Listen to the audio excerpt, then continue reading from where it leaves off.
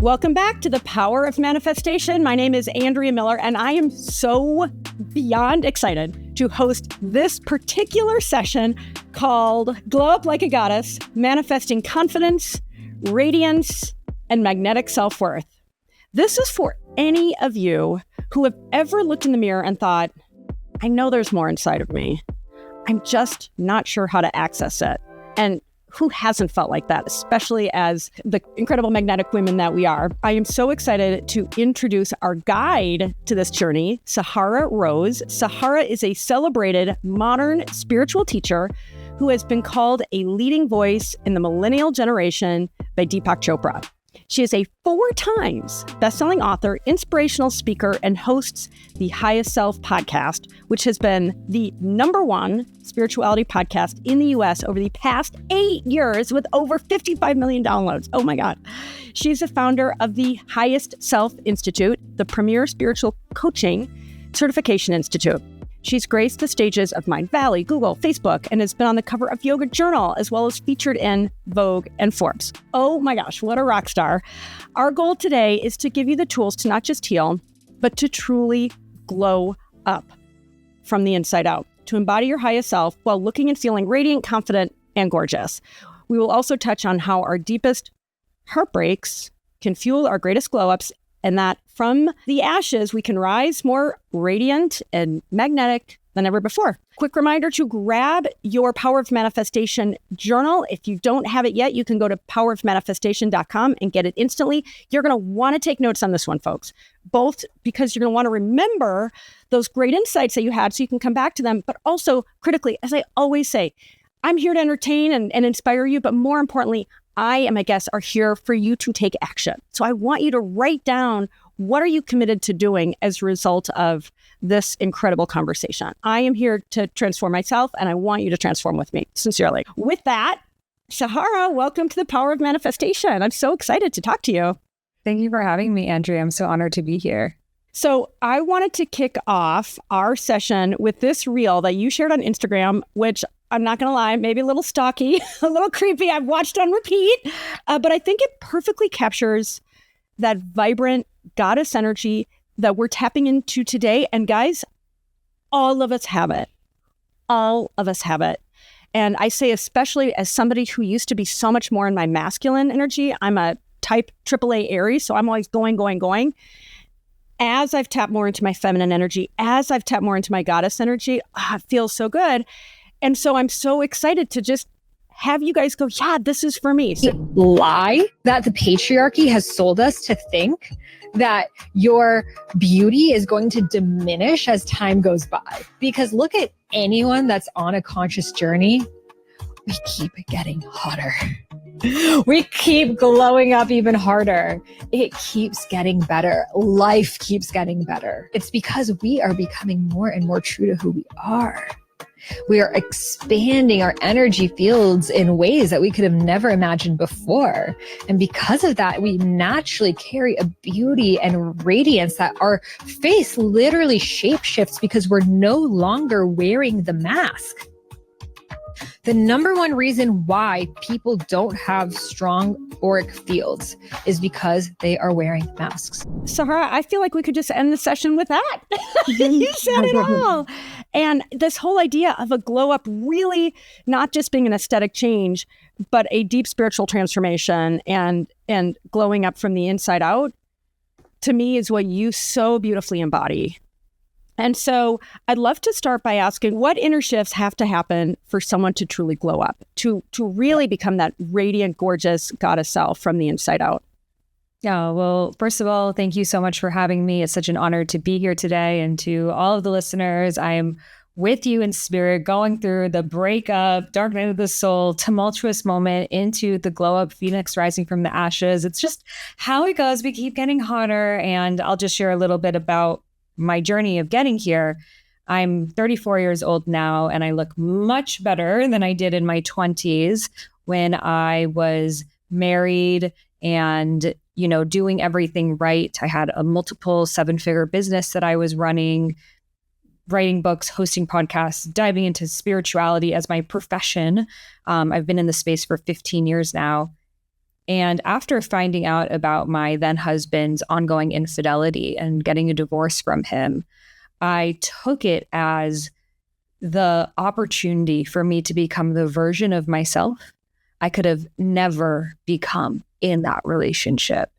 And going through so many layers of grief, pain, confusion, anger, hurt, disgust, sadness, all of it, I realized that I would touch these deeper barrel emotions within myself, deeper layers of suppressed anger, not just at him, at all men, deep sadness, not just at the situation, but all of the times my parents were not there for me.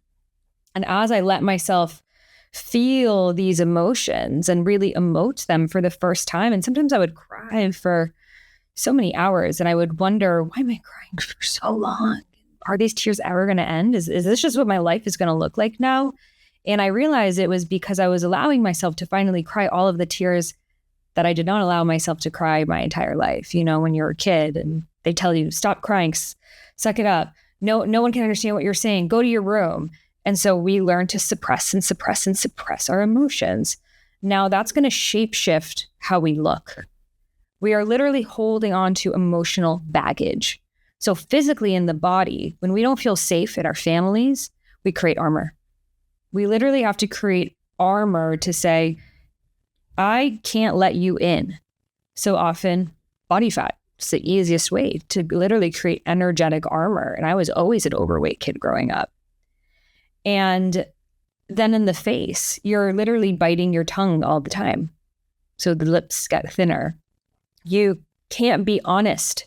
So there's this lack of really being able to penetratively gaze someone. You're kind of like looking away because you're afraid of really being seen.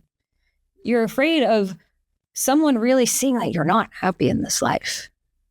And so we put on all of these layers, and I didn't even know I was wearing the layers. If someone asked me, oh, are you happily married? I would have said, oh, yeah, I am. You know, it wasn't perfect, but it was a good relationship. But it wasn't until then that I really started to ask myself, how do I want to live? Not just what kind of relationship do I want to be in, but what kind of life do I want to lead? Because as women, we are taught from the time we're kids that the most important thing in our lives are our one-day husbands. And as a kid, it's what's the wedding dress going to look like, and where is it going to be, and so we're waiting for that day. And for me, I needed to experience that and the demise of that to realize that marriage is not the pinnacle of success and stability, and to really find that within myself, which means knowing that I got me, knowing that no matter what happens in life, because shit happens in life, it's life. But no matter what happens in life, which doesn't mean I'm afraid of it, no matter how dark it gets, I got me. So I started to emote. Yes, I started to emote. And from that emoting, letting myself feel, I went into embodiment. So embodiment, a state of being in the body, moving the body, literally creating postures in your body of how you want to feel. We can dive more into that if you like. And then it went into express. How can I express the truth of who I am? I would first just, I couldn't really think. So I would just send these very long voice memos to myself, rambling. And then in that, sometimes I would say something really genius. You're like, oh, wow, that was good. And then I would maybe write about that. And, and then I would write a poem. And then I would think about songs. And I never wrote a song before. That would be cool. And then I started to get curious. Well, how do you produce music? And then I became an artist. And now I have an album that has like millions of streams, literally from this method. And so I put it together. It's called the Triple E method: emote, embody, and express. Emote, feel your feelings. Embody, create in your body what you desire to experience. Do you desire to feel held by the divine? Can you lie down on your yoga mat and really feel yourself being held? Do you desire to feel sensual? Can you put on some music and dance sensually? Do you desire to feel joyful? Can you play a song that makes you feel like the vibrant sun? And then express, when we overcome hard things, but we turn it into art, it becomes so worth it.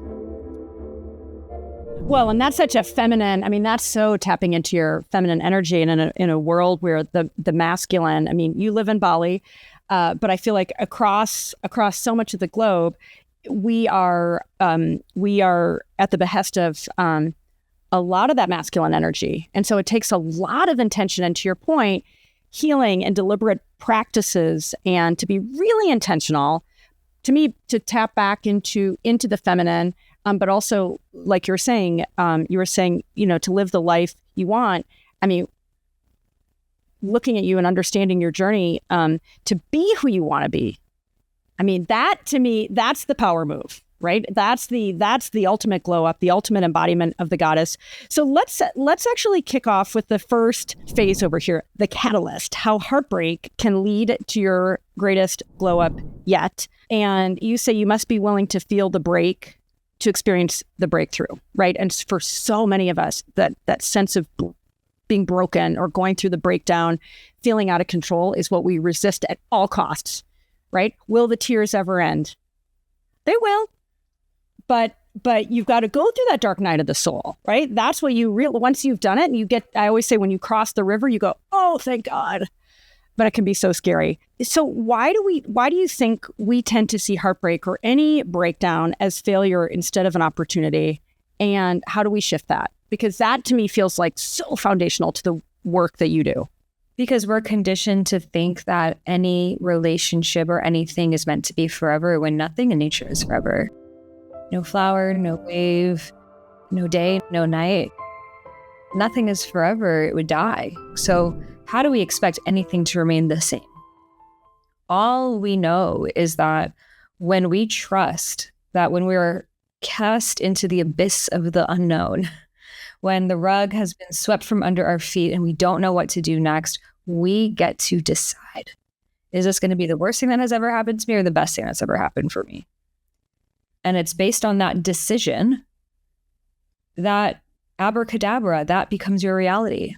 Well, you talk about how this kind of thing is a sacred doorway. And you specifically said the universe isn't testing you to punish you. Guys, pay attention. This is good. It's preparing you to rise. And to me, that is the ultimate power move.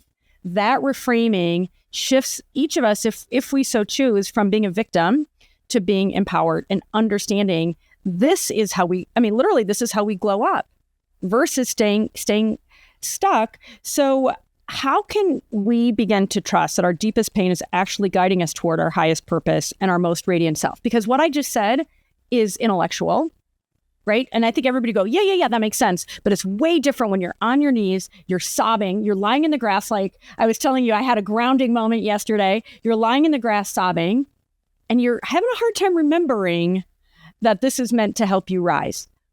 What can people do? What can our amazing audience do to begin to trust that wisdom? Well, just think about some of the worst things that have happened in your life. And how did they lead to the best? How did those experiences actually shape you to become the version of yourself that you love the most? And when you realize that, then there's nothing left to be afraid of, because even if your heart gets broken again, you'll just keep getting hotter. It's just what happens. And once you go through the unknown once, that you're like, oh my God, I could have never imagined this would have happened. Once you've gone through that once, it's never so bad, because now you're comfortable with the fact that life is beyond what we can plan and imagine, but it always ends up better. I was born in Boston, Massachusetts, in a very cold place that the rest of my family lives. My parents are immigrants and refugees from Iran, a war-torn country. Was not selected to be here by any means. I had to go against a lot of parental and societal conditioning, learning how to be an entrepreneur, and all of these. And then, of course, even in my marriage, I wanted to live somewhere like this, but I couldn't. And so there were so many steps for me to get here. But ultimately, all of it allowed me to live in an unapologetic way, because I feel as we go through these dark nights of the soul, we really stop caring so much, that feeling that we were holding on to so much of trying to impress people or being the good girl or making the things happen. Once you've experienced what feels like your personal nightmare, you realize I don't have anything left within myself to escape from. So what do I really want? And you become so magnetic when you can traverse like anywhere in your consciousness and not be afraid. And like maybe if I think about this thing, I'll get sad, or maybe this topic is heavy, but I know I'm not going to stay stuck there. And there is such radiance in a person that this is what shadow work is. It's going underneath the hood of the car, looking at what's there. Once you go there and you're not afraid of it, there's no boogeyman under the bed. It's like, okay, shit, we can jump on the bed. We can have fun. We can move things around. Like, this is your life. You can create anything that you desire. Oh my God. Preach, sister. And a couple things come to mind listening to you and feeling that, right? I mean, I feel it so deeply from you. First of all, the truth will set you free. And it's like, you talk about those masks and the armor and what we're hiding from ourselves. And that to me, in my own experience, has been what has held me back. And doing the shadow work has been, unbelievably liberating. I feel like once there's nothing to hide inside of yourself, you really become bulletproof. You really do. It's like, oh, snap, I got this. And like, oh, maybe that post I did was a little cringe. Okay. Whatevs. I don't care. I'm not here to perform. Like, it really becomes like just this incredible liberation. I know that you hate me. Okay, so let's get into the alchemy. Step number 2, how to rise like a phoenix from the ashes. So you say this isn't about bouncing back. It's about rising and expanding into a new version of yourself, even being reborn, which I freaking love. In one of your posts, you share the powerful image and message that speaks directly to this. Oh my gosh, I love that so much. It's so powerful. Okay, so what are the practical steps to rebirth, to even, like you say, to go as far as to die to your old self so that the phoenix can emerge? When you have a dark night of the soul, the first step is to understand that version of you has died. And you can mourn her, you can grieve her, you can write an obituary for her, because she no longer is. But guess what? An even badder bitch is being born. And so that version of us, we can have so much compassion for them, so much love for them, but it was time for them to go. Because this new version of you that has been growing in the chrysalis inside is ready to emerge. And whatever the situation was, whether it was a divorce or losing your job or a health challenge or friendship breakup, whatever rocked your world, it needed to be that way and that bad for you to create a change. And so I would say I'm so grateful for my ex-husband cheating on me, because nothing else would have caused me to leave that relationship. And so when we can see that and have the gratitude for it, it's not, oh, despite what happened to me, I'm going to be this. It's because of exactly what happened to me and how it went down and every single little aspect to it, I get to become this. And you wouldn't change it for the world. And that becomes your fuel. So alchemy is the process of turning lead into gold. And the ancient Egyptians talked about, if you can take those hard, tumultuous situations in your life and use them as fertile soil, you can blossom into the lotus that you could have never imagined yourself to be before. So it's letting that old version of you die. Maybe you literally even, my friend and I did a ritual. We had funerals for ourselves and read out loud our obituaries and lie down in the dirt and put dirt on ourselves and felt what that felt like. And then this new version of you, who is she? What colors does she wear? What is she into? Has she shifted her vernacular, who she hangs out with, how she's decorated her home? Like, let there be physical shifts in your life, because that really anchors that in. Changing your style, your hair. Like, this is why so many women dye their hair after a breakup. There's something real about that version of me no longer is. And I always say you get to become the version of you always wanted to be, but felt like you weren't ready for yet. So often you knew there was this side of you like, oh, I would love to, dress a little sexier, but I can't because I'm in my 40s. Or, oh, I would love to show up and post online, but like I am too late for that. Or, oh my God, I love how this person's just like, so witchy in how they dress and their home, but like I can't do that. I mean, it doesn't make sense for me. You're ready now. Sahara, I want to reach through the screen and hug you. Honestly, I mean, when I think of that permission that we as women who are on the phoenix path, if you will, the goddess journey, give permission to each other. I mean, I want to say, I'm trying not to swear, but F yeah, right? And it's like you gave that permission to yourself. You were on your knees. And the fact that you rose like this gorgeous phoenix and can say, hey, reaching your hand out, like, I got you. And I'm going to give you the permission. And when it's like, it's amazing to me how getting permission from someone that has been there and that you trust, like that punches above its weight in the biggest way. And those limiting beliefs, I'm too old, or, hey, no, all those things that you described, that it's just like, no, we get to write the narratives for ourselves, right? And that takes a lot of guts. First of all, it says to me, I'm willing to say it. I am willing to look inside and say, yes, this is for me, which takes guts. And then to not just keep it inside, but to actually put ourselves out there. And that's back to your point of these beautiful auric fields around us. They can't coexist with a mask. And to me, a mask is fear, right? I'm afraid to be seen. And here's what I've observed in my own life. I'm afraid to be seen. Was way better now. And I'm afraid not to be seen. That's a conundrum. Right?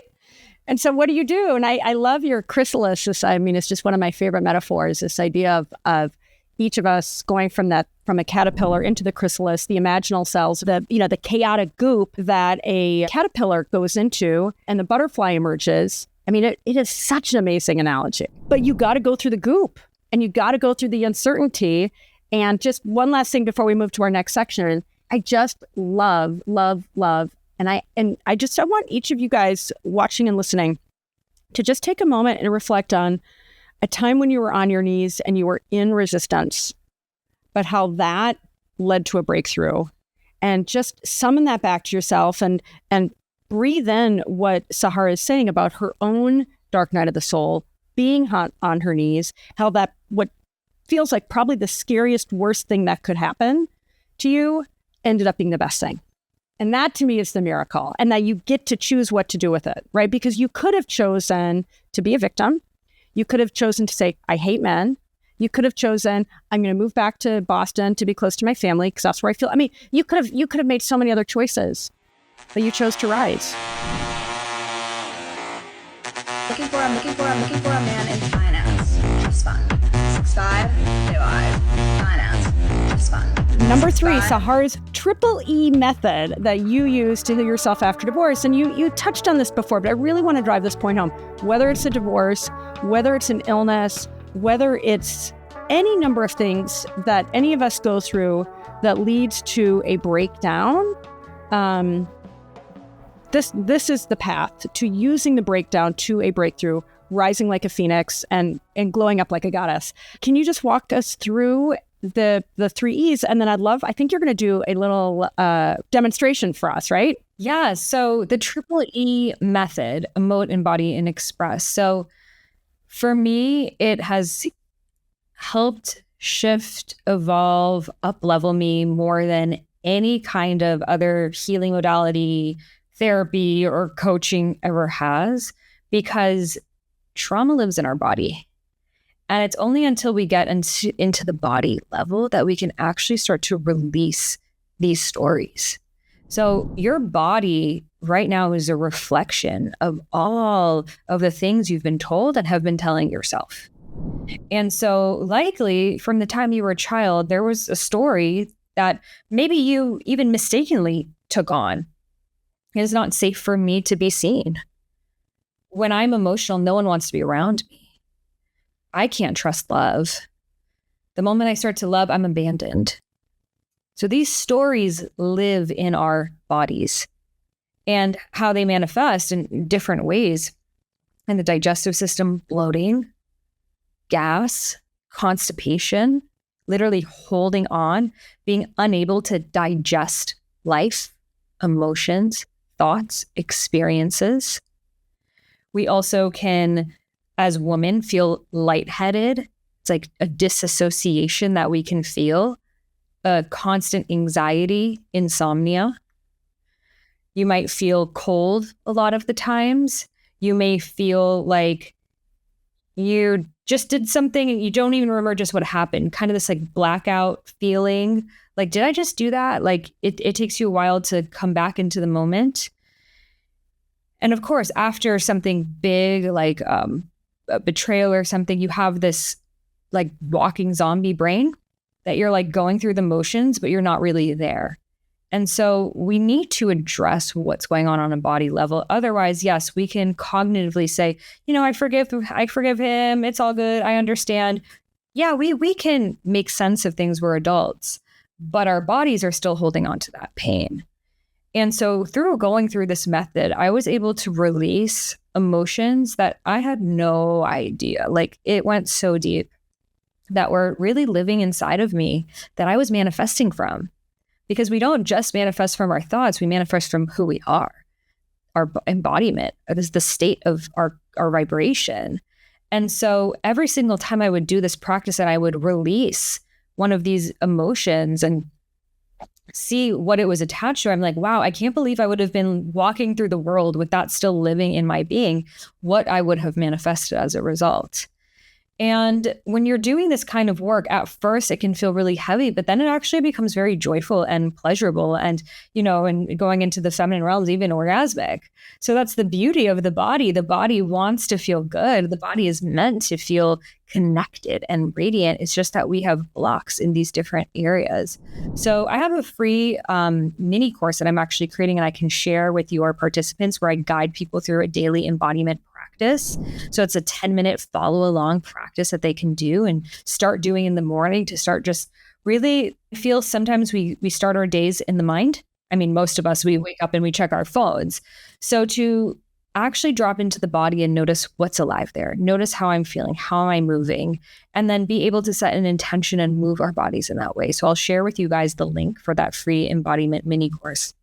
And just as a quick example of how I would do the method. So let's say I woke up and I was just feeling, I don't know, a little off. I wasn't sure what it was, but I'm not feeling excited. I'm just feeling a little tired still. And so what I would do is I would take a moment and sit up and feel, what does this experience feel like right now in the body? And get just a little bit more curious about it. So maybe I would feel, I feel a little alone. It's the feeling of loneliness. Okay, where do I feel that loneliness in my body? So that's the first step. I mean, I think that's the emote, right? So really tap into that feeling. And now, okay, keep going. Yes. So I would feel, what does it feel like to feel lonely? Does it feel like a black hole in my heart? If I could have a conversation with it, what would it say? And how can I even thank it? Because every emotion's there to try to protect us. Well, and tell us something, right? I mean, it's like it's there to tell us something, to protect and to tell, right? Yes. And it may be telling us something that's not completely based on the truth. And that's why we need to talk to it. So I can have I can literally take out this black tar of loneliness that's holding over my heart and have a conversation with it and ask it, why are you here? What wisdom do you have for me? And maybe it says, I'm so used to waking up next to someone. It's scary for me to be alone. I'm afraid I'm going to die alone. And having a conversation with that part of yourself. And then we move into, and that, can go on however deep you want to go into it. Now with Embody. Now, first step of Embody is to embody what you actually feel right now. So let's say I feel so alone. What does that feel like in my body? So maybe I curve my shoulders forwards and I kind of am like falling ahead, like a homeless person. So I would literally create that embodiment with my physical body. And so I would let myself actually go into it. Like I don't want to instantly jump into joy because that's just not being honest. I have to actually put a magnifying glass on what's there. Because all these emotions, they just want the microphone. They just want a moment to be heard. And so I would embody what that loneliness feels like. And then I would create with my body what I want to experience. What's the opposite of loneliness to me? Love. Okay, what does it feel like to feel loved? Now with my body, maybe I'll touch my face the way that I would touch a lover. I would kiss my hand or hug myself and rock myself in the bed and play music that makes me feel love. Maybe I play some Lauryn Hill and now I'm embodying that energy of love, which is raising my vibration. I'm already experiencing love, but nothing in my life has shifted, but I get to be in the experience of it right now. And from that place of feeling so much love, feeling so held, feeling so much trust in the way that I got myself, feeling so much love for everything that I've moved through in this life, and so much gratitude for who I've become as a result. And now I'm basking in this energy of love. Now I express, which is the third step. So maybe I want to write myself a love poem. Maybe I want to sing a song. Maybe I want to, free flow journal in my notebook, whatever is desiring to come through, but to actually give it some words, some expression, because we often forget and we don't really consciously reward ourselves for the work that we've done. So then we're like, oh, nothing really happened. But when we can actually transmute it into something else, which is the last stage of alchemy, we're like, wow, because of this process, here's what I get to experience now. So for me, going through the Triple E method by myself so many times led to me writing affirmations, to the music, and to a whole new era of my artistry that literally and that was the first thing that I could say, wow, I love who I have become through this result, because I would have never created this art. So Emote, Embody, and Express, and I'll share with you guys my free mini course on that.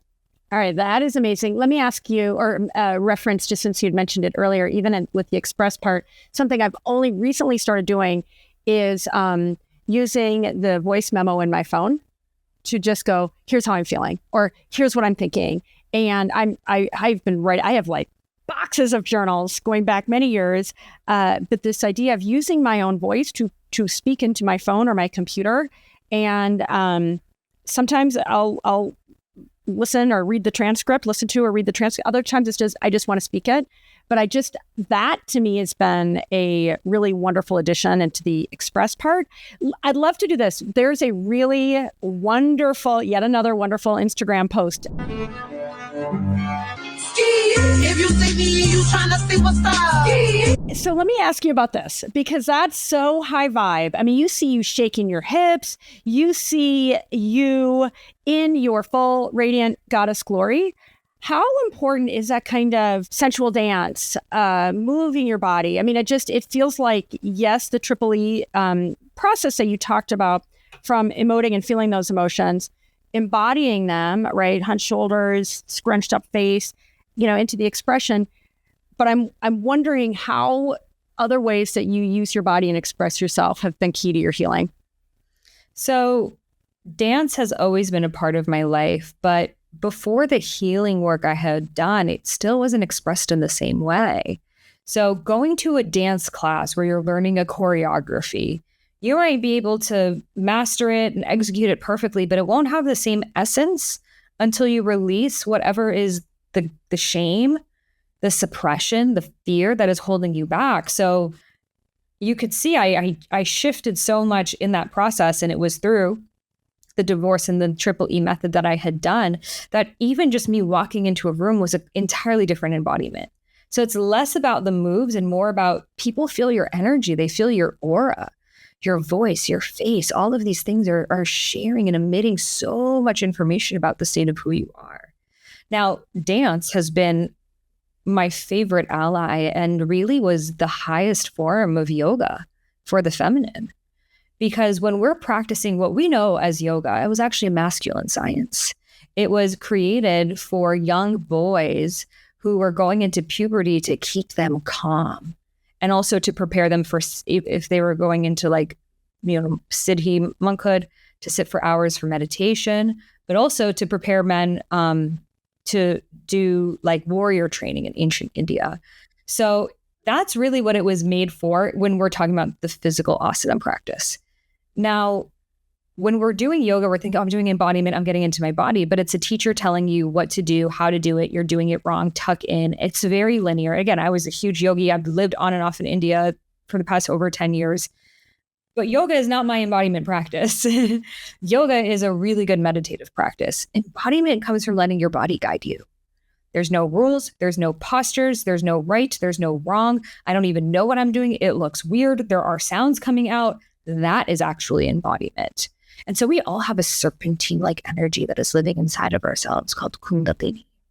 And when we can access that energy, we start to feel these undulations moving through our body. So for example, if you're listening right now, maybe you want to start doing some hip circles in your chair and start to just feel like, what does it feel like to bring my body in motion?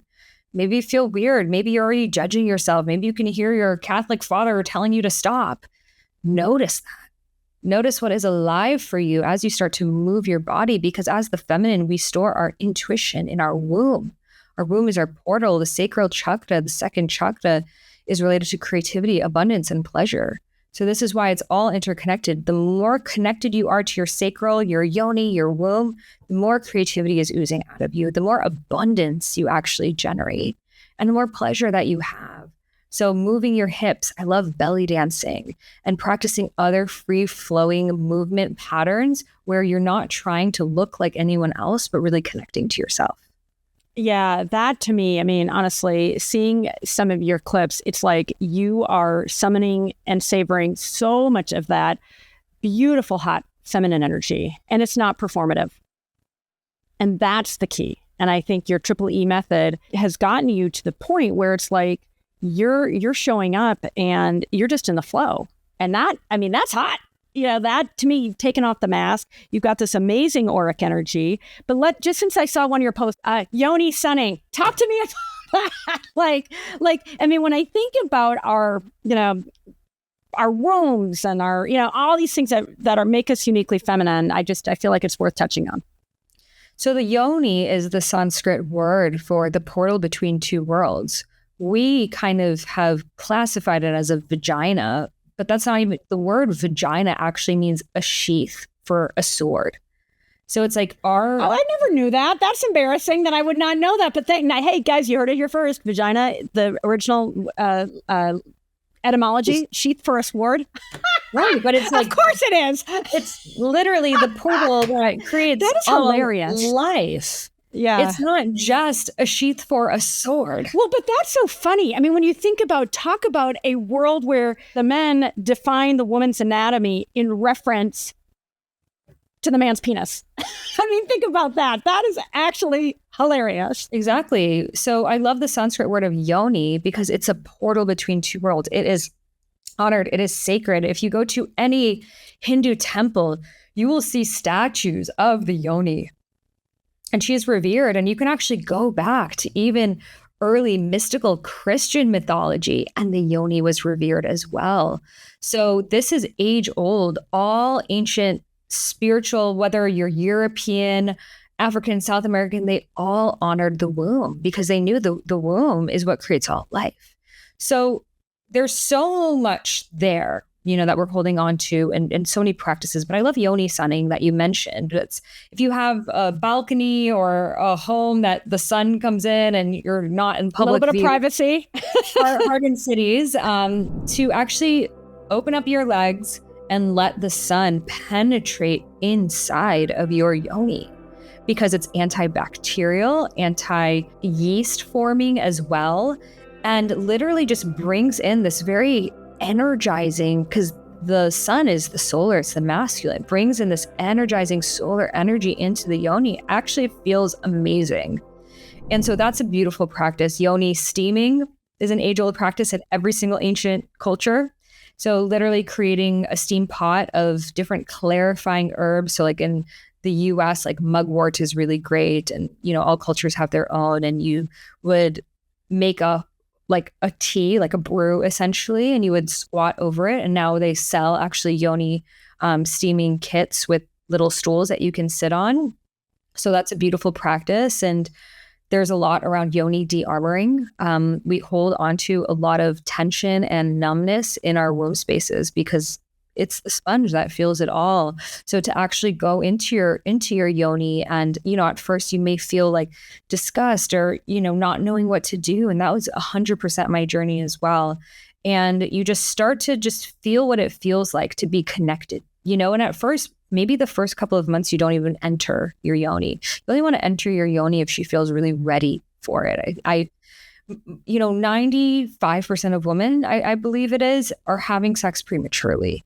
And that's why so many women are having a hard time having orgasms. Well, because most women are not properly engorged in the way that they need to be to even reach a level of pleasure. So imagine if an orgasm is at level 100 of a feeling and your regular life is at 0. Most of us are getting up to maybe a 20 with the foreplay and then having penetration and then wondering why we're not having an orgasm. Also, most people are having sex based on what they see in pornography. It's very centered on male pleasure, which is very fast, in and out, quick. That's not what the feminine body wants, needs, and definitely not what will reach orgasm for her. So then we think something's wrong with me. I'm never going to have an orgasm. I'm disconnected from my pleasure. And then women often turn to vibrators, which then create this oversensory experience that can become very addictive. So this just creates a cycle. So when we go into yoni de-armoring, we start to just resensitize her. Start to feel her. Maybe at first you don't feel anything. Then after numbness, you start to feel, oh, when I feel over here, I feel sadness. I want to cry. Letting yourself cry, letting yourself feel whatever it is. And then when the different parts of your yoni become active and alive again, you become truly orgasmic. But then you actually realize, I don't need a partner for this. You become energetically orgasmic. And so actually just from you mentally connecting to like your cervix, you can have energy orgasms without any kind of touch. Wait, what? Do you have that course? I want to take it. And I definitely am going to write about that. I am writing about that in my next book because it was something that I did not know that I was capable of. It was definitely not something I had experienced before. But I was celibate for 2.5 years after my divorce and going really deep inwards. And it was that showed me really how orgasmic the female body is meant to be. And it's like beyond sexual energy. It's like an electrical healing energy that I believe the ancients, like the Egyptians, were actually using to create pyramids and many of the technologies we see today. I mean, that honestly, it's the ultimate goddess energy, right? And when I think about, you'd mentioned Kundalini, when I think about like tantric sex and so forth, where using your breath, being really intentional, really present, that energy is orgasmic, right? It can lead to a just genuine divine pleasure. And that all of us have that inside. We're like waterfalls, a waterfall doesn't turn off. She's gushing with Amrita. Amrita is the word for sacred waters. And that is who we are as the feminine. We are meant to just orgasm through life. We are orgasms in human form. It's just that we forgot the truth of who we are. We have so many layers, so much conditioning, so much baggage, so much suppression that we're holding on to, that even if for a moment we can just take 20 minutes to just be with our bodies. And I'm not saying go straight into your yoni every single time. Not at all. Like, in fact, now at this point, I am rarely even going inside of my yoni. It's mostly energetic at this point. The breasts are a huge, huge, huge gateway. The breasts are where we hold on to a lot of our love, but also overgiving, So a lot of women, we give and we give and we give, and dis-ease manifests in our breasts. So literally reconnecting ourselves to our heart chakra. So I love to do a figure 8, just circling around your breasts in a figure 8. And this is balancing your feminine and masculine side. And it's just, again, resensitizing that part of yourself. And just getting really connected with the subtleties there. Maybe you're just tapping your heart or opening it up, and you can start to actually have breastgasms just from that. Breastgasms. I'm ready for that. All right, I gotta go. Just kidding. I'll do that later. But it's, oh my God, I love all this so much. It's like, again, permission granted. And the truth is, when I think of our Western culture, where it's so based on performance and control and appearances and so forth. And I love the work you've done personally, Sahara, and the permission that you're giving to everybody. It's the ultimate agency, right? I mean, what you're talking about, and it feels, I feel like I've made so much progress on my journey, and talking to you makes me so excited to go even further. I mean, just like talk about like feeling good, like feeling bliss, right? And shedding that, the masks and all those things that, the fear and so forth that hold us back. but it is such a deeply personal journey and choice. I mean, ultimately it comes down to each of us can only choose that for ourselves, but it helps to have good guides along the way.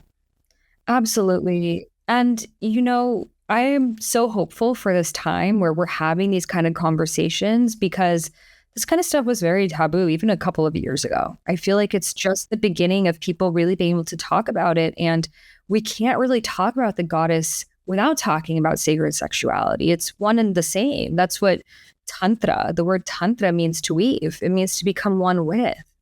And so back in the day, like us women, we actually were like gathering in bathhouses and going to saunas and scrubs and just nurturing our bodies and eating fruits. And like, we weren't expected to do everything that we're doing today. And something has to give, you know, we're not going to be our most juicy and radiant selves when we need to operate like men. And it's not what the men want either. And I really believe right now there is this massive collective remembering, you know, of like, yes, we can do it all, but what do we really want to do? What do we really want to feel? And using that energy and channeling it towards our dharmas, channeling it towards our soul's purposes. So it's pleasure, but not as an end. It's actually a means towards something greater, being of service to humanity, truth. So if we get stuck in pleasure just for the sake of pleasure, it becomes hedonistic. That's not what it's about. It's actually about transmuting that energy through the pleasure. Now, what do I want to create? How do I want to serve? And that's where the juiciness really is. Just listening to you, it really is being conscious about being, which is feminine, being and receiving, versus doing. And as a recovering productivity and workaholic, productivity junkie and workaholic, like it's just, again, just such a wonderful remembrance to say, to be and to be in that sort of really wonderful feminine energy enables me to be so much more in service, right? And coming from that place of abundance versus feeling burned out and like, oh, I gotta do this versus I get to do this because I'm replenished. I was willing to receive. And even, your point about how in previous times, I mean, we were just so much more connected in communities, and that, like what we learned from each other, what we saw. I mean, energy is contagious, good or bad. And when I'm mindful of how so many of us feel cut off from our feminine, I think as women, especially as working moms, but whether you have a kid or not, we're really freaking busy doing, and we're kind of isolated. So your point about like how we are ushering in this new era and how social media and events like this and so forth, I mean, listen, in person to me is the best, for sure. But in the absence of that, to be able to see these wonderful Instagram clips that you post and, for us to have these conversations and folks, for you to be listening in and watching and feeling it, like this is the transformation we are creating. You are a rock star in my eyes. You are the queen. Okay, let's get to 4, the foundation. You say why glow-ups and transformation cannot really happen without the embodiment work. Now, I know we touched on this. You say your body is where your soul's wisdom lives. To manifest a new reality, you must first feel it as truth in yourselves. You've got yet another great Instagram post. This kind of connects everything together. It's not enough just to think positive thoughts. We have to create that feeling of confidence, radiance, and worthiness in our nervous system.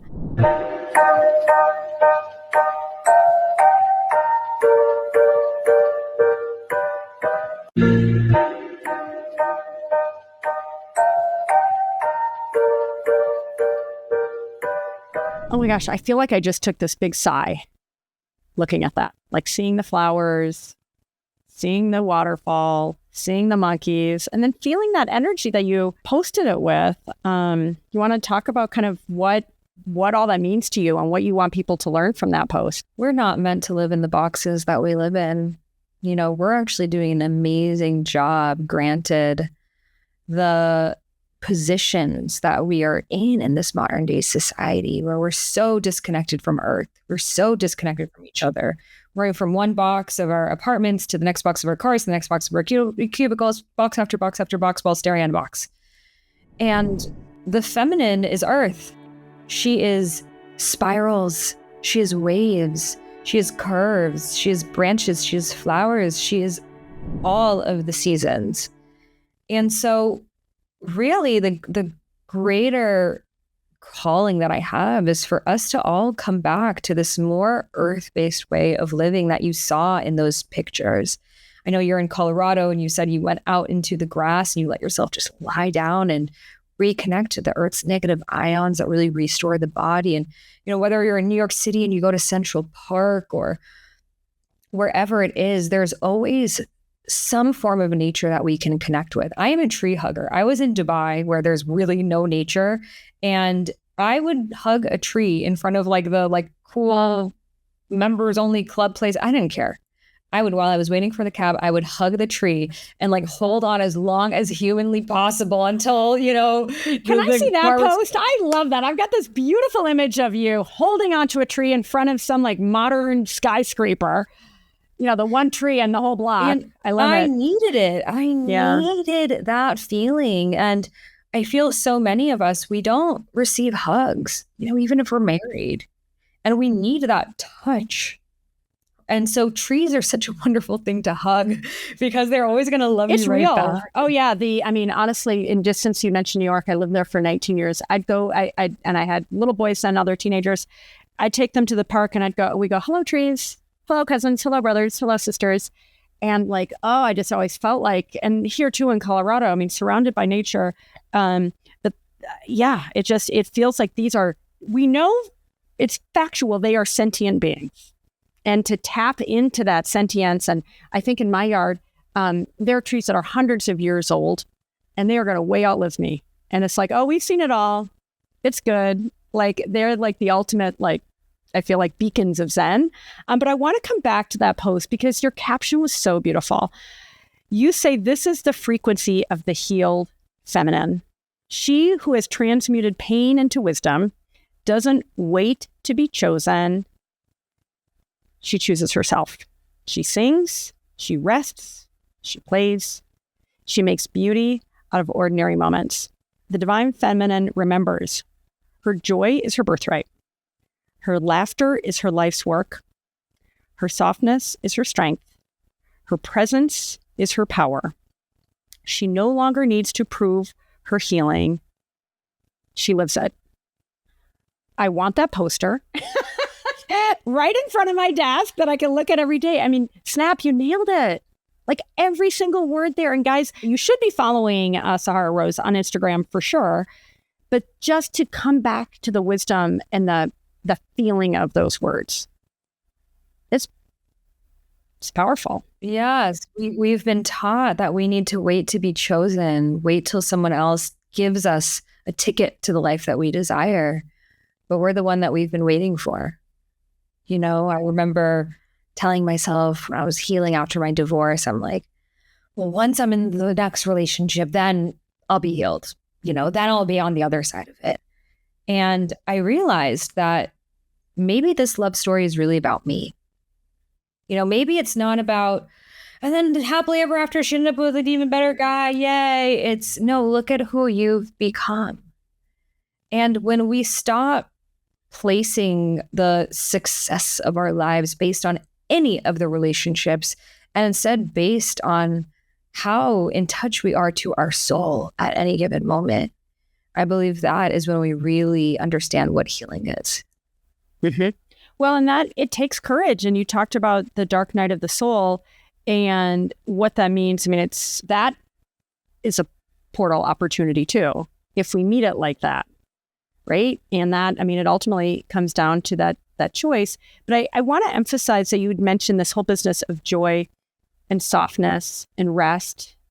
And again, I just think there are so many of us who are trying so hard to prove ourselves. I think it's especially hard as working moms. But again, whether you have kids or not, these are things that we so often do not give ourselves permission for. I would actually add real relaxation, playfulness, fun.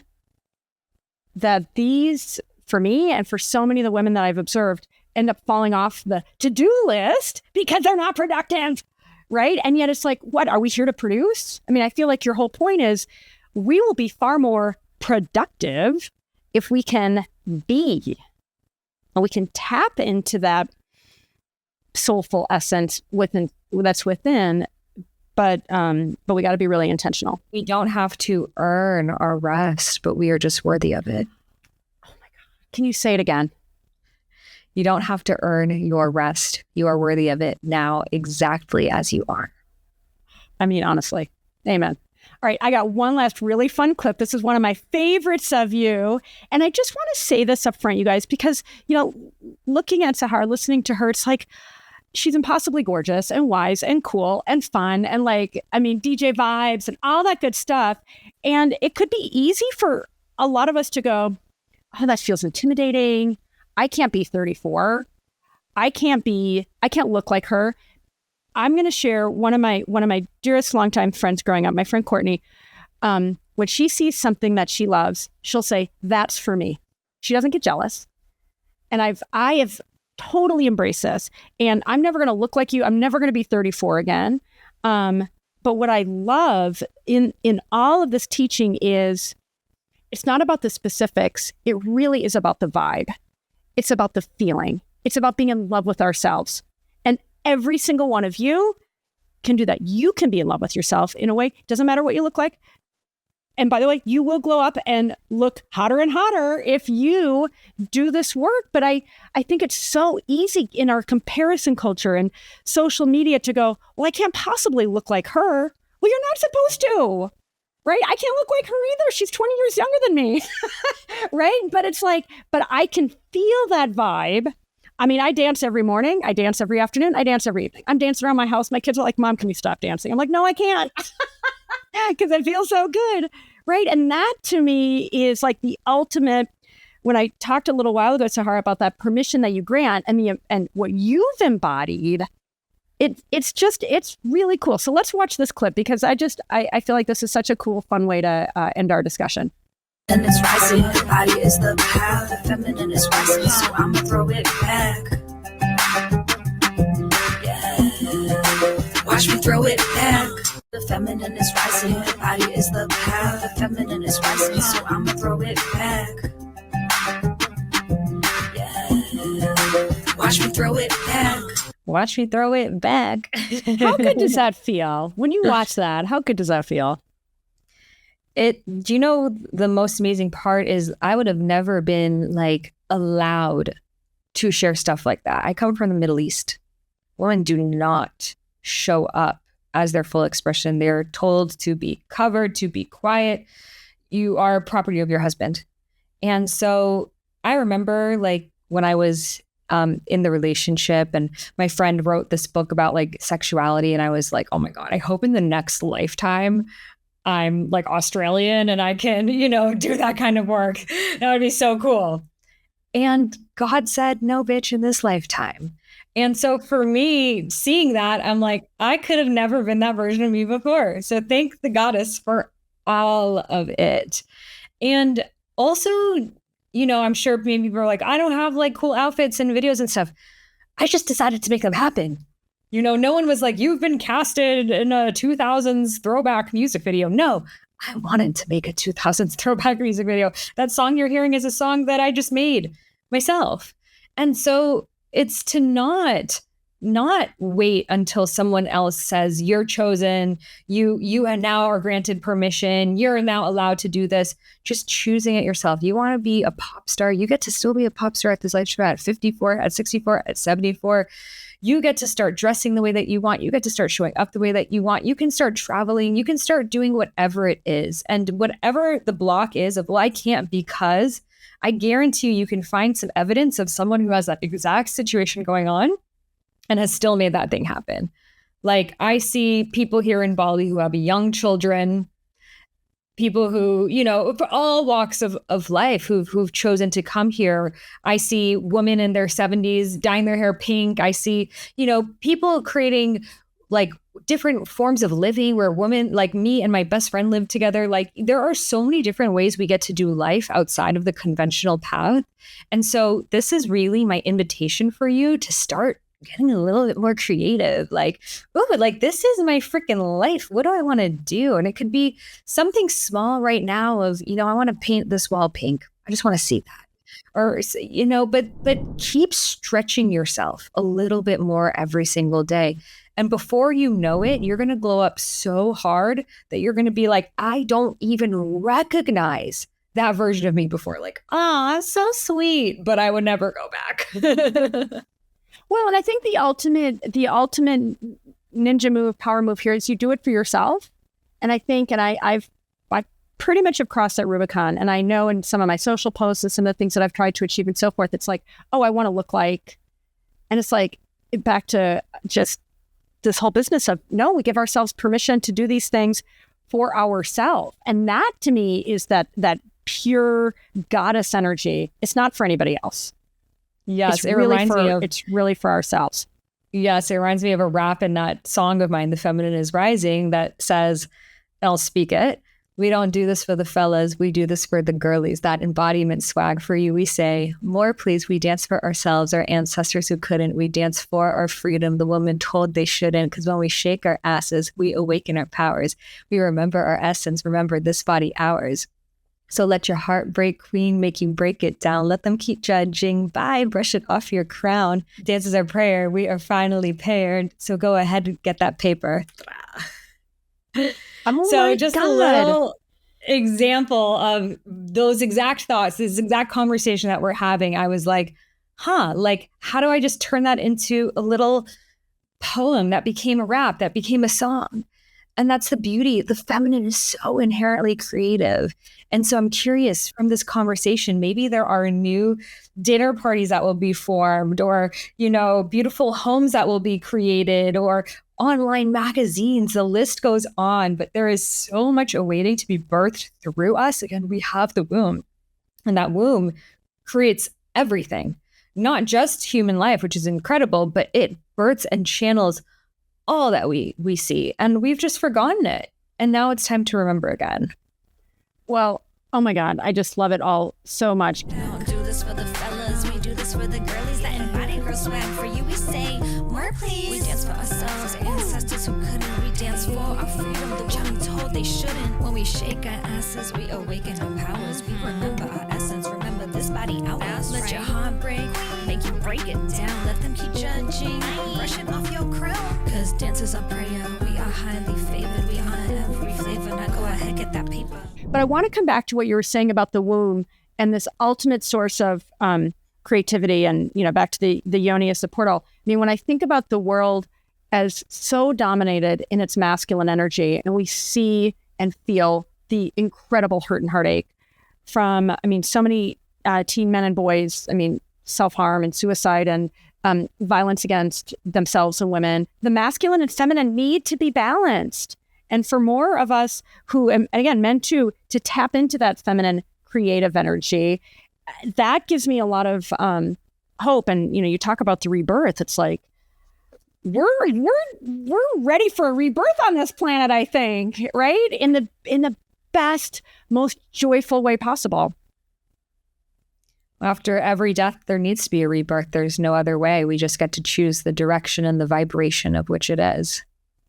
Yeah, and just to, as you said at the very beginning, everything is always in transition, right? And so often we can get stuck, and it's like, oh, we want to hold on to the good moment, or we're afraid. And just this idea of, like, when I think feminine and flow, I say to myself every day, I flow and radiate, and that used to not be the case, right? So that's become a bit of a mantra for me, and it had just continuing to say that to myself every day has changed. I flow and radiate now, and that becomes a deliberate choice.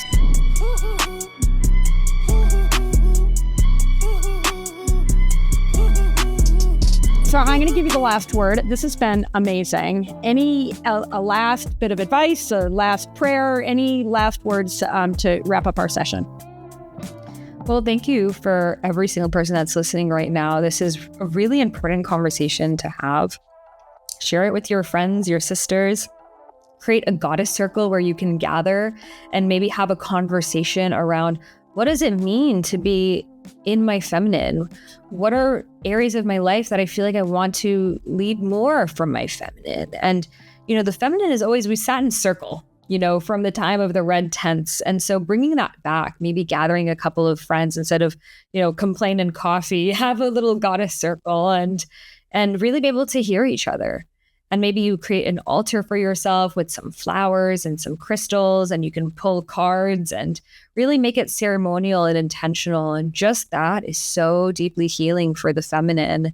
And yeah, if this conversation resonated with you, please message me on Instagram. My Instagram is @IamSahara Rose. I would love to hear what it was and any topics you would love for me to dive into on my podcast. It's called Highest Self Podcast. And I have a mystery school called Rose Gold Goddesses and my embodiment certification as well. And the free mini course, which we will share of really like getting into the grains of what the Triple E method is. So lots of free resources, and I'm excited to support you all. Well, thank you. And you also have the Highest Self Institute, where you also have courses and people can be trained by you. All right, Sahara Rose, you are magnificent. You are a goddess, and I am so grateful to know you. And I hope one day I'm going to have to maybe go to Bali if I want to meet you, right? Waiting for that invitation. Yes, you're invited. All right. Go play in the waterfalls. Yeah, I love it. Mwah. All right, thanks so much. Oh my gosh, you guys, I hope you love that as much as I did. That went to so many unexpected places from, did you know that the etymology of vagina was sheath? I mean, never again. It's yoni for me forevermore. Yoni is a portal. I am here for that. Yoni sunning, yoni steaming. Let's embrace the that sacred part of our anatomies and so much more. Honestly, so much more. I really hope you feel so energized and alive, whatever stage you are at right now, knowing that you get to summon that goddess energy, that feminine energy, that joyfulness, that being energy. If you're like me and you're like recovering from being an achievement junkie, permission to relax without earning it. Oh, yes, I will take that all day long. Final reminder, if you have not grabbed your Power of Manifestation handbook, please do, because so many of the highlights from amazing sessions like this are included in it. So it'll just make it easier for you to take notes and go back and remember all the good things. And I can't say it enough. My intention in producing this event really is to help you just feel so inspired to make positive change. Sometimes the positive change comes in little ways, little intentional things that you do, to the big breakthroughs. And that's where we're here. And I'm just so grateful that you're here with me. And I am looking forward to seeing you at the next amazing session of the Power of Manifestation. We'll see you there soon.